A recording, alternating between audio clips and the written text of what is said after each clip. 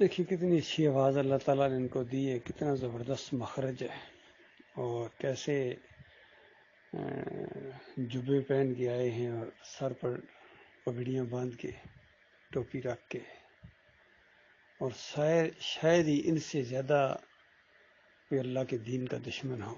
ان کی مثال بالکل وہی ہے جو عیسیٰ علیہ السلام اپنے دور کے مولویوں کو کہا کرتے تھے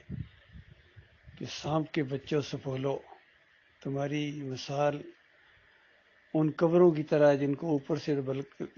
اوپر تو رنگ روغن کیا ہوتا ہے، لیکن اندر سے اگر کھول کے دیکھا جائے تو گند نکلتا ہے، سڑان نکلتی ہے، بدبو نکلتی ہے۔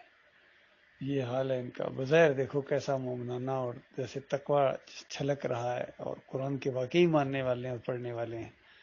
لیکن ان کے عقیدے اتنے گندے ہیں، قبر پرستی ان کی دماغوں کے اندر ہے۔ اور سب سے بڑی بات ان کے حوالے سے کہ دین کو اجرت کا ذریعہ انہوں نے بنایا ہوا، دین کو انہوں نے پیشے کے طور پر اختیار کیا ہے۔ یہ جو مخرج انہوں نے سیکھا ہے نا، یہ اس سے اجرت اور مال کمانے کے لیے اذان دیتے ہیں تو پیسے لیتے ہیں، نماز پڑھاتے ہیں تو پیسے لیتے ہیں، قرآن اگر بچوں کو پڑھائیں گے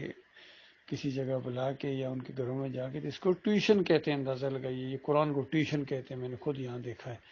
آگے پیچھے پوچھو کہاں جا رہے ہو مولوی صاحب، کہتا ہے ٹیوشن پڑھانے جا رہا ہوں، قرآن پڑھاتا ہوں، پیسے لیتا ہوں۔ اس طرح انہوں نے اللہ کے یاد کو بیچا ہے۔ یہ سب سے بڑی رکاوٹ ہے، یقین کیجیے آج دین اسلام کی دعوت اگر آگے نہیں آ رہی ہے تو سب سے بڑی رکاوٹ یہی مولوی اور پیر ہیں،